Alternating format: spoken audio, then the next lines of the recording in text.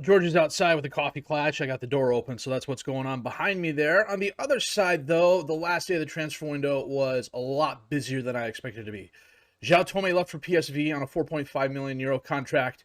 Joris Georgi, who was a youth player with a decent amount of potential, he just hadn't really realized it here. I think he could be successful here if given time, but we just don't have that sort of time available. He went to Toulouse for 325,000 euros, and then literally with like 4 hours left in the transfer window, Zeno van Huysden went to Leicester for 13 million. So we brought in Jamie Lawrence from Bayer, a defensive center back, defensive midfielder, a very good player. I really like him. He's got some very nice qualities about him. 6'7", 16 heading, 19 jumping reach, good fitness, stamina, work rate. I mean, he's above average everywhere he needs to be above average. You know, and he's adequate where he needs to be adequate. Would I love it if his technique was a little bit better? Sure. Would I love it if he was a bit more agile? Sure. But you know what? I can't complain. For a 25-year-old guy who I believe was like 3.5-star current, 4-star potential for 4.8 million going to 5.25 based on appearances, you can't shake a stick at that. And then Thiago Santos comes to us from Almeria for 5.75 million. Defensive right back rather, who can also play wing back. I brought him in mostly to play wingback. He can also play a few other positions. Kind of a, I'm not going to say jack of all trades, master of none, because he's very good at the positions he's very good at, and not so good at the other positions. So, good acceleration and quickness, good endurance, good agility, good ball control skills, decent crosser, good movement skills. His passing could be a little bit better, but I'm not too worried about it. He's an okay tackler. He's got good decision making. His bravery could be a little bit higher, but again, it's not horrible. His final third skills are also more than adequate as well. I mean, you know, he's 5'7", so he's not going to have a lot of jumping reach. He's not the strongest guy in the world, but he's come in. He's done a decent job for us, as you can see. I mean, the low rating, he got abused one of the games, but you know, he's here primarily as a backup. You know, and he can play the winger position, which I like. He can play the wing back position, which I like. And for the money we spent on him, I think it's value. So we don't have any money left in the transfer budget, but that's because I was messing around. We've got 7 million euros left in the payroll budget. So if I want to mess around and try and bring some people in before the end of the year, I can do that. Scouting-wise, at least budget-wise, you know, we're doing fine there. So this is where I am currently scouting right now. I don't have the largest scouting group. I got 9 scouts. And so far, I've just been concentrating them in areas that are a little bit closer to us. If this was a longer term save, it doesn't show, but I do have North South America, which is essentially this part here, and then East Africa, West Africa, East Asia, which essentially is South Korea, and then Indonesia and Thailand. France, Belgium, Netherlands, Iberia, which is Portugal and Spain, the good West African countries that have the propensity to develop and produce good players, in the East African countries who do the same. So schedule-wise, we drew Lazio, and we beat them in the first game, 2-1, thanks to goals by Anjorin and Padilla. Solis got a goal in the 31st minute to equalize, but this was an all-around good match for us. So Kubi didn't have the best match, but everyone else in front of him did a really nice job. What was the last game we played? Was it the Feyenoord game? I believe it was the Feyenoord game because they beat us 3-0. We beat Angers 1-0 thanks to a Gaspar goal in the 54th minute. We beat Nantes 2-1. Another Gaspar goal and a Forza goal. We just looked at the first Lazio match. We beat Brest 1-0. This was an interesting match. They were a man down after the 5th minute, and we just could not do anything against them. Their keeper had a really good game, and he was about the only one who had a really good game, but it counted. Samba missed a goal in the 90th minute, and Jordan scored on a penalty kick that was the Nazi got double yellowed in the 4th and 5th minutes. The last one was in the box, and Jordan scored the penalty kick, and then we couldn't do anything after that. I mean, we dominated them from beginning to end, and we got 1 goal out of it, but that was 1 goal more than they scored. And at the end of the day, that's pretty much all you can ask for. So today, what we're going to do is we're going to play Lazio in the Europa League knockoff rounds, and then we're going to skip Lyon, and we're going to play Lens in the French Cup quarterfinal match. I don't know if it's me, but my impressions of FM23 and the transfer window are, it's really quiet until the last day, and then the last 4 hours, everything just goes nuts. Well, Andre is still injured. Riedel, I could have sworn I registered him for this, but maybe not. It may have been one of those cases where I had to rob Peter to pay Paul, and I brought in more than 3 players. It always throws me. Playing in France always throws me off because there's situations and times where, like, the transfer window will close on the 1st of February, but all your European players have to be registered by the 30th of January sort of thing. It's annoying as heck. So, but we got a good squad on the field today. We got a Kubi in goal, Lawrence now as the defensive backs, Zanga and Asamba as the wing backs, Demir and Vetlesen as the midfielders, and Jorn and Sforza as the attacking mids, with Gasparik and Polistri up top as the strikers. Gasparik is turning in a really nice season. 26 goals in 30 matches, 5 assists. He's improved in quite a few areas. We look at his total per 90. He's doing really well there. He has been quite the pickup for us. I am quite happy with him. And for $550,000 from Mikolovce in Slovakia, which is one of those countries that's sometimes overlooked in the grand scheme of things when it comes to scouting. We are in Italy, a very nice stadium. We got a 1-goal advantage. I'd like to hold on to it. 20 minutes in, not a lot going on. This is going to be one of those games where there's no highlight. Oh, hey, look, a highlight. Zella on the throw-in. Cogni to Alberto. He sends it back to Romagnoli. Over to Ramos. Up to Comas. On the right side to Anderson. He feeds Zolas. Oh, what a strike. That was a nice shot.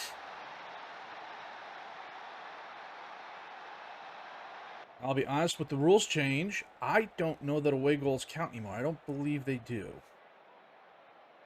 Oh, Vetlesen stole the ball. Zella, however, gets it back. Comas. Zella. Up to Zakarangi. Over to Zolas. Zolas gets by the defenders again. Takes a shot, but it's wide left. That was... Stuff like that is frustrating on several levels. Vettel. Gets it up to Lazzari. Lazzari, long shot. Zakari. He's got help. Instead, he's going to be dispossessed by Altair. Forza. Up to Polistri. Polistri loses the ball. Pizzella to Alberto. Zakagni on the left. Crosses it out. Headed away. Gasparik picks it up. Gets to Anjorin. Anjorin and Gasparik. It's 2 against 5. Anjorin finally gets it back. Demir misplays it. Vetlesen. Whoa, that was a mistake by the keeper. He totally muffed that. I'll take it, but that ball shouldn't have gone in. Spark's not having the best match, but I gotta leave him on the field. You know what? I'm gonna bring on a Comier for Polistri. We're gonna sit on the others for now. And, however, also gonna drop back to the positive. Oh, off the post. Lawrence knocks it away. Lawrence to Demir, back to Lawrence. Vetlesen, Demir. Comier, back to Vetlesen. Out to Asamba. Asamba cuts inside, loses the ball. There's too much of that going on. Star. Oh, Lawrence knocks it away. Back to his... Not a fan of his ticky-tack stuff in front, but, you know, Comier is never winning a header battle. Alberto. Bahaga. Pizzella. Inside. Top of the box. And he chips it over the goal. I don't know what the heck he was thinking there. 4 minutes of extra time come, and we win. Thanks to this goal, right? Oh, they're calling it a Romagnoli own goal. So Anjorin goes to the corner. Vetlesen. Oh, Romagnoli stuck a foot out to block it. You know, we'll look at that again here real quick. Here's Anjorin going to the corner. Sturgaj steps in front of Demir, but he can't control it. Vetlesen hits it. Romagnoli sticks his foot out, and it bounces off his foot and goes in for the own goal. That was... Okay, a bit of bad luck, but I'll take it because it worked out for us. Okay, we beat Lazio to get out of the first leg, which means the draw for who we play next should be coming up. You know, this is the other thing about League One and doing well. You play a ton of games with not a lot of time in between them. And we can look at that real quick here. This is my calendar for February. So there are a grand total of 29 days in February. We're playing 1, 2, 3, 4, 5, 6, 7 games in 29 days. So it's a game every 4 days on average. So we're going to play Lyon offline and come back for the French Cup quarterfinal match against Lens in just a bit. If the draw happens, we'll come back and do that as well. And no sooner did I hit pause than, hey, here's the draw. Oslo is playing Shakhtar. Legia is playing Sporting. Sturm Graz is playing Feyenoord. We are playing Napoli. Dinamo is playing Leipzig. Lyon is playing Trabzonspor. Everton is playing Newcastle. Celta de Vigo is playing Benfica. They still have Kvaratskhelia. Does not look like it. Meret in goal. Oh, they do have Kvaratskhelia. Baradana. Man, look at that. 27 years old now. Okay, well, yeah, we'll look at the schedule here. Yeah, we'll play Lyon offline, and then it's Lens. And then what we'll probably do next episode is come back for second half of Napoli and PSG. So, back with our match against Lens in just a bit. Well, the Lyon game was quite interesting. We won it 2-1 thanks to goals by Comier and Anjorin. But from a statistical point of view, they absolutely dominated us. 23 shots, 5 on target. They had a 2.05 XG. They didn't have the possession, and that kind of helped us. Comier missed a penalty kick, but then he got it back on the rebound, which was nice. But Comier missed a penalty kick, and then a nice Anjorin assist got him a goal, and then Anjorin scored. Anjorin actually leads the club currently in goals. He's got like 23, I want to say. He has turned out to be quite the pickup for us. So I played a somewhat rotated side. I took a chance. It paid off. We're doing the same thing again today against Lens. They're a mid-table League One team. They've got some good players. And as much as I would like to win the French Cup, I'm more interested in doing well in Europe. So today what we're going to have is Kube in goal, Riedel and Altair as the defensive backs, Zenga and Santos as the wing backs, Demir and Andre as the midfielders, and Jorn and Asamba as the attacking mids, with Akomia and Padilla up top as the strikers. And actually, what I might do is sit Demir and bring on Barella, swap him out with Andre. You get used to having more than 7 subs on the bench, the ability to use more than 3, and then you get to a game where you can only have 7 subs on the bench and only use 3. And you're like, what the heck is going on here? Santos has already picked up yellow. Ube bombs it down the field. Barella heads it down to Anjorin. Anjorin. Comier turns around. Asamba, he's got help. He's gonna muff it. Or is he gonna get tripped? They're gonna say they're gonna say he was tripped. This should be Anjorin. And he sends it left while the keeper goes to his right. Anjorin's right. I never know what to say. I mean, as much football as I've watched, you'd think I'd pick this up by now, but no. And Padu. Oh, bounces the ball off the defender. He's not the Troyan Padu I know. Is that Troyan Padu? He should have the dreadlocks flying everywhere.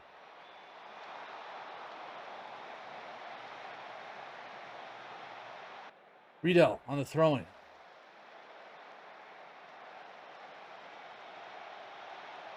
Andre feeds a Comier, and he puts it away for the goal.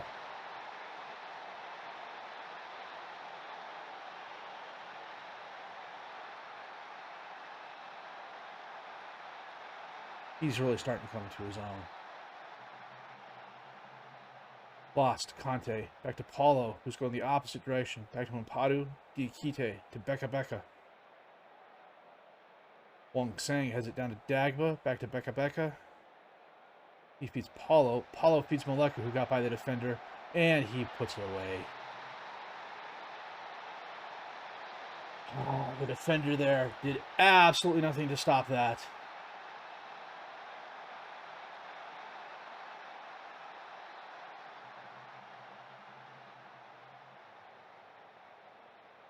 But at halftime, we were 2-1.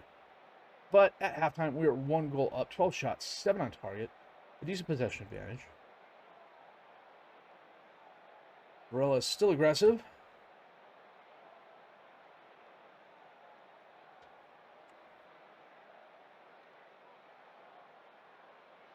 Samba.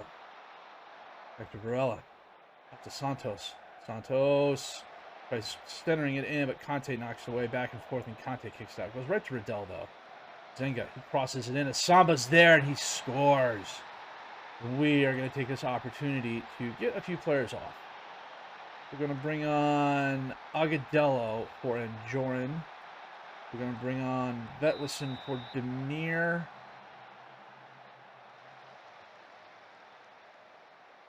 We're going to bring on Sforza for Asamba. We'll leave Andre on. Padu to Diakite. Beats Blas. Blas cuts left, goes outside.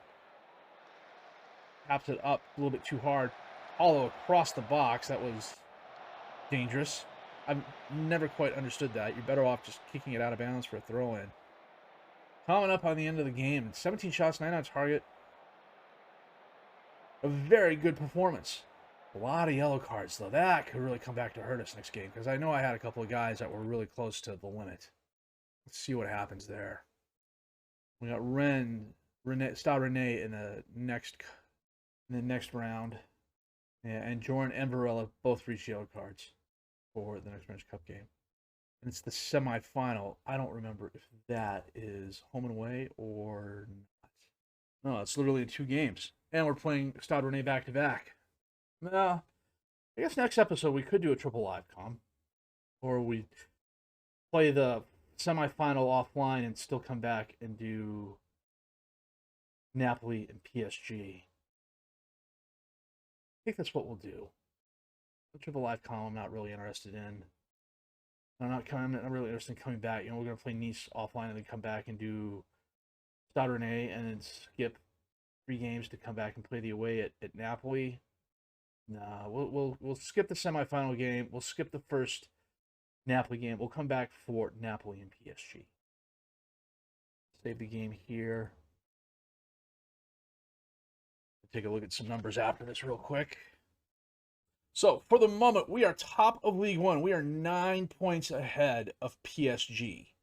Gaspar leads us with 26 goals, and Jordan has a 7.61 rating and 10 assists. Altair the best pass completion rating, and Jordan 7 players of the match. Inamori 10 yellow cards, Demir the 1 red card. Ichi has drawn a lot of games this year. Marseille, Paris FC, Monaco, Marseille again, who they lost to. Nice, Lorient, and Lille. We've been winning a lot of the games we probably should be drawing. We lost once to PSG, and the way that 8-0 shellacking against Nice earlier in the year, I think that kind of opened up everyone's eyes and was like, look, this is what we need to do in order to win, and we've been doing it ever since. Faustino Anjorin, at the moment, has 24 goals, 10 assists, 7 players in the match. Chelsea youth player, went to Huddersfield on loan, went to Augsburg on loan, was back at Chelsea, hardly got any starts, comes here, is an immediate star for us. 13 million euros in, first season, 32 appearances, 12 goals, 6 assists, 2 players in the match. He's well on his way beyond that now. He has been a really good pickup for us. Money well spent. I cannot be upset with these performances at all. He has turned into probably the second best player on the squad at the moment behind Gaspar, who has 26 goals, 5 assists, and 5 players in the match.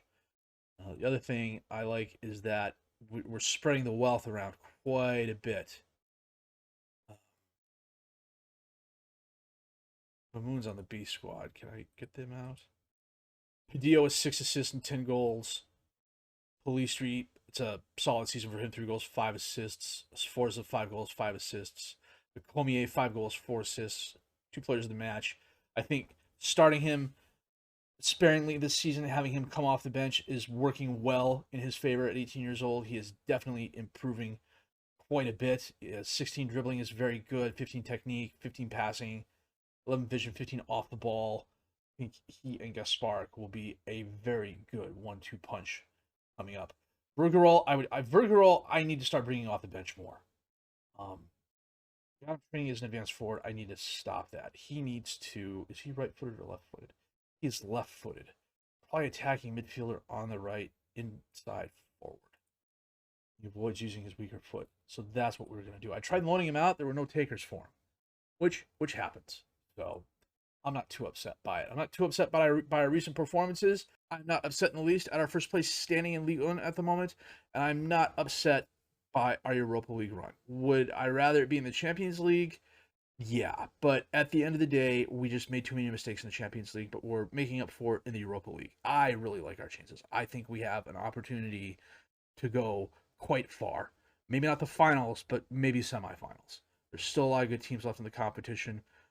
I'd like to think we can hold our own against them, but I also know that we also got beat 8-0 by Nice and, kind of muffed it against teams like Sporting and Midtjylland and St. Gallen. I'm optimistic. I'm very optimistic. How far that'll take us, I don't know. But let's find out. If you did like what you've seen and heard, please have a like, subscribe to the channel for more content, questions, criticisms, comments. Leave those down below. I will answer those as fast as I can. My name is FM23, and I thank you very much for watching.